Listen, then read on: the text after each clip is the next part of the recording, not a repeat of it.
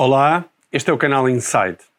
O meu nome é Luís Janeiro e vamos apresentar hoje mais uma edição das Histórias e Glórias, uma rúbrica que eu tenho com o Américo Silva. Hoje vamos falar de um grande atleta, um herói nacional, o Joaquim Agostinho.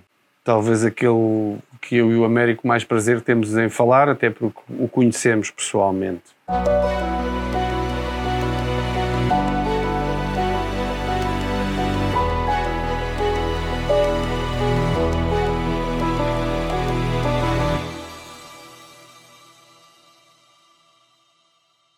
Américo, o Agostinho começou a carreira tardiamente.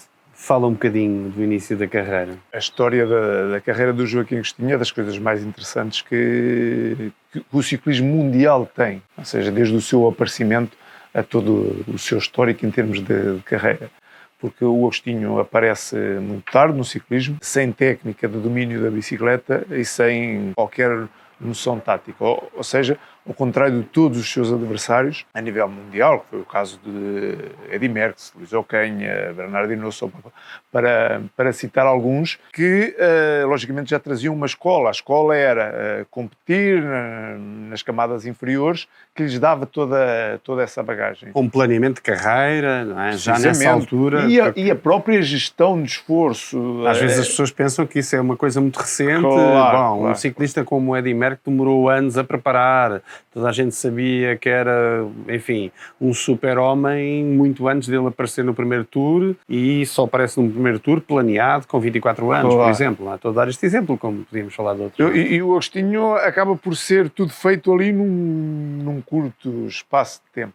Na realidade, ele foi um ciclista que nasceu para liderar, e eu quase poderia dizer que nasceu para liderar e faleceu a liderar, mas que aparece já com 25 anos, depois de vir da guerra do ultramar, começou a andar de bicicleta, foi reconhecido por um ciclista da altura que era o António Marta. O António Marta, sim, está relacionado com o Carlos Marta, por exemplo. É de uma família de ciclistas. Claro. O irmão foi ciclista, que é o João Marta. Sim, o outro irmão, claro. Foram ciclistas também. E encaminhou, vendo as qualidades que ele tinha e também já a idade avançada que tinha, encaminhou para o João Roque.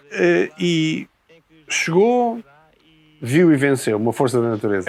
Logo no primeiro ano faz ali uma transição da amadora a profissional, dentro do mesmo ano, que o leva a correr a Volta a Portugal.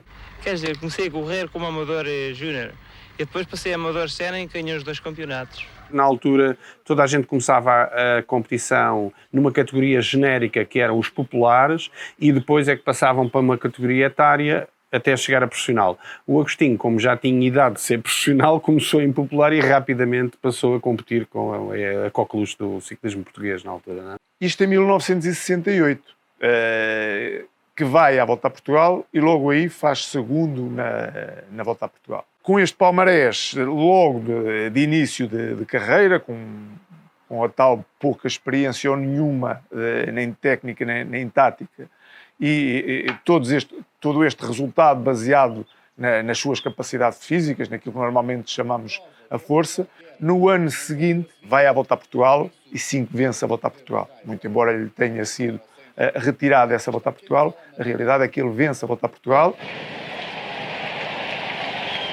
A partir daí também é descoberto por um conhecido diretor desportivo francês, Jean de Garibaldi, que o leva para a França. Ele faz uma competição que era um contrarrelógio por duplas com um belga e conseguem vencer esse contrarrelógio, e depois vai ao Tour e vence 2 etapas e faz logo nos 10 primeiros, ou seja, 8º logo no primeiro Tour. Daí se vê a grande capacidade que o Joaquim... E esse Tour, apesar de ele ter feito 8º, ganhou as 2 etapas e foi um estrondo, porque era...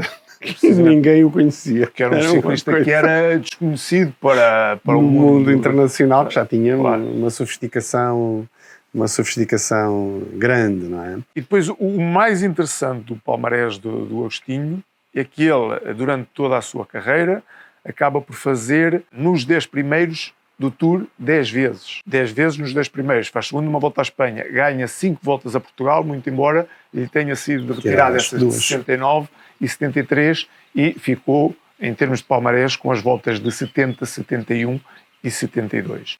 Mas também teve outras competições pelo caminho que acabou por fazer pódios, inclusivamente no Bordeaux-Paris, que era uma corrida com 600 km, que existia na altura, que neste momento não existe pela quilometragem ser demasiado grande, e que ele fez... No Paris-Roubaix também ficou no fez pódio. Terceiro. Era numa fase já tardia da carreira. Nesse Bordeaux-Paris. E que é uma prova técnica que não era bem a especialidade dele, mas a força... E, mais curioso, as histórias que normalmente se atribuem ao Agostinho era a forma como ele obtinha alguns resultados. As imagens que apareciam, ou bem que a cortar a meta numa volta à França com a bicicleta na mão, com uma roda na mão, a bicicleta na outra. Sim, mas as histórias eram sempre fantásticas. Ganhar uma prova rainha na volta à França e tinha caído uns dias antes e ganha a etapa mais difícil para o Alpe d'Huez, enfim, eram histórias, o Ocanha cai e ele para e vai lá ajudá-lo a levar para a ambulância. Ele acaba por criar um cariz muito grande em termos de ciclismo mundial, e principalmente em França, pelos seus resultados, mas também por todas estas histórias à volta das suas vitórias. Inclusive nesse tal Bordeaux-Paris, que era 600 km, metade em pelotão compacto e depois outra metade atrás de uma moto, que tinha o nome de Ernie, que eram motas com pequena de cilindrada e que o ciclista é que conduzia a moto. Ou seja, o ciclista é que ia dizendo mais forte, mais devagar. Então, quando estamos a falar de uma corrida de 600 km, normalmente tem que haver ali um ajuste para que a moto ande a uma velocidade constante. 45, 50, 45, 50. Ora, o nosso amigo Agostinho, como tinha muita força, começou a apertar com o homem da moto mais, ao ponto de que aquelas motas tinham pouca de cilindrada e durante muito tempo, a moto, ao ir ao limite, acabava por dar cabo do motor da moto. E então ele, segundo reza a história, acabou por gripar duas motas. Da primeira vez gripou uma, quando vem a segunda, ele, como teve que fazer ali uns determinados quilómetros sem moto, logicamente perdeu muito tempo, quando veio a moto seguinte, ele novamente a apertar com o homem da moto e mais para recuperar o tempo perdido. Ou seja, depois é que eles disseram, não, tens de controlar um bocadinho isto, senão nunca mais acaba. lá. E mesmo assim ele acaba por, com toda esta peripécia, fazer terceiro nessa versão. Okay. Nessa volta à França, o corredor português repetiu o terceiro lugar registado no ano anterior e nunca, como então, a vitória no Tour esteve nos seus planos. Durante alguns anos, o Agostinho corria em Portugal uma equipa e tinha uma equipa quando fazia a volta à França e depois vinha fazer a volta a Portugal pelo Sporting outra vez. Quando o profissionalismo acabou em Portugal, em 1974, pela Revolução, o Agostinho acaba por aí decididamente emigrar e ir correr para uma equipa espanhola, a Teca. Fez, não sei, 2 ou 3 temporadas na Teca e depois andou ali intercalado entre equipas francesas, meio belgas, a Flandria, e sempre com excelentes resultados, ao ponto de conseguir chegar a 2 pódios na Volta à França, aí já com um recém-dominador em termos mundial, que era o Bernard Hinault, em 78 e 79, acaba por obter 2 pódios numa fase da carreira que, em termos físicos, tudo indica que estava em decrescente de capacidade física. Com 36, 37 anos, isto para quem agora vê, enfim, claro. Alguns ciclistas têm uma maturidade, com um planeamento que não havia, enfim, com cuidados de saúde, alimentares e preparação do atleta que hoje não se tem. O Agostinho chegou a essa idade. Só que ele, nessa altura, começou a juntar a capacidade física com a experiência, com a capacidade técnica e desse conjunto das 3 coisas acaba por conseguir chegar a um pódio. Ou seja, que tudo nos leva a crer que se ele entra com outro tipo de formação no início da carreira, e acho que sempre se comentou isso, que ele poderia muito bem ter, eventualmente, disputado mais seriamente uma volta à França. Porque estamos a falar de 2 gerações muito fortes, que é o Eddy Merckx e o Bernard Hinault, 2 ciclistas que marcaram a geração. Mas pelo meio houve ciclistas como Bernard Thévenet, como Vaim, como Zotemelk, que acabaram por vencer voltas à França. Ou seja, que o Agostinho podia ter entrado no lote desses ciclistas. Joaquim Agostinho é um nome de ouro na modalidade que rolou e deliciou portugueses por estradas de Portugal e da Europa. Um campeão. De facto, ele teve adversários de diferentes gerações, de diferentes nacionalidades. Inclusivamente o palmarés dele fica muito ligado a esses dois pódios da Volta à França, mas não podemos esquecer que ele faz segundo numa Volta à Espanha, em 74, onde o vencedor foi o José Manuel Fuentes, que, segundo o Eddy Merckx, foi o maior trepador da história do ciclismo mundial. E ele perde para o Fuentes por apenas 11 segundos. Inclusive, esse José Manuel Fuentes foi ele que, mais tarde, depois, quando enverdou por diretor desportivo, me veio buscar a Portugal e eu, curiosamente, numa conversa muito particular, cheguei a confrontá-lo com essa vitória na Volta à Espanha, tendo em conta que houve sempre muitos rumores que quem tinha vencido essa Volta à Espanha era o Agostinho e não o José Manuel Fuentes. E que tinha havido ali, no último contrarrelógio, que curiosamente o Agostinho que ganhou. Porque foi um duelo que durou vários dias, quer dizer, estavam os dois muito próximos durante vários dias. O Agostinho ganha a etapa em Cangas de Onís, que inclusivamente até agora há poucos anos, sempre que a Volta à Espanha passa em Cangas de Onís, há um memorial ao Joaquim Agostinho. Cangas de Onís é uma montanha de referência na Volta à Espanha.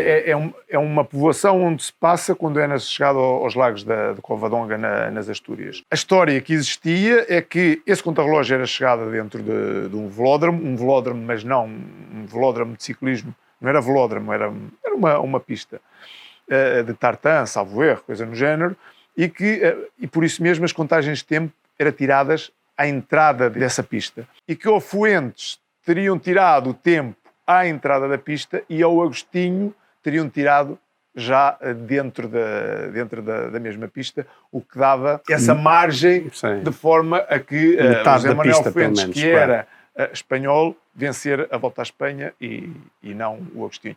Mas o José Manuel justiça seja feita, o José Manuel Fuentes foi um grande ciclista, um grande treinador de referência, mas é tal coisa, não era um ciclista visto como um ciclista completo como o Joaquim Agostinho. Sim, inclusivamente o Fuentes acabou por defrontar o Merckx numa volta à Itália. Américo, depois, enfim, o Agostinho pensou em sair do ciclismo, houve ali um ano que não competiu, voltou a competir e depois, enfim, a fase final da carreira, que todos sabemos, não terminou da melhor maneira. Fala disso um bocadinho. O Agostinho aos 40 anos ainda faz, em 83, 11º na Volta à França e aí termina a sua carreira internacional e volta para Portugal. A ideia dele era retomar o ciclismo no Sporting, conseguiu fazê-lo, com os conhecimentos inclusivamente que tinha em termos internacionais, conseguiu trazer desde a roupa a material de bicicletas. Sim. E acabou por formar uma grande equipa no Sporting. Essa parte eu conheço bem, eu era júnior no Sporting exatamente nesse ano.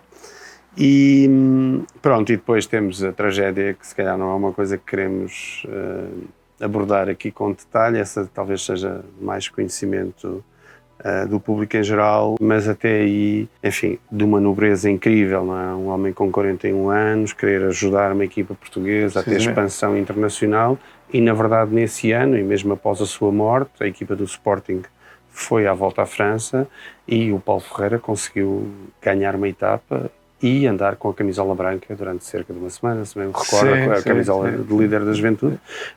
Nada disso seria possível, quer dizer, mesmo ele não estando vivo, ainda assim estava a ajudar o ciclismo português, o que é uma coisa incrível. Isso demonstra a força que tinha o nome de Joaquim Agostinho em termos e diga-se de passagem, nunca mais nenhuma equipa portuguesa foi à Volta à França. Foi a última. Muito bem.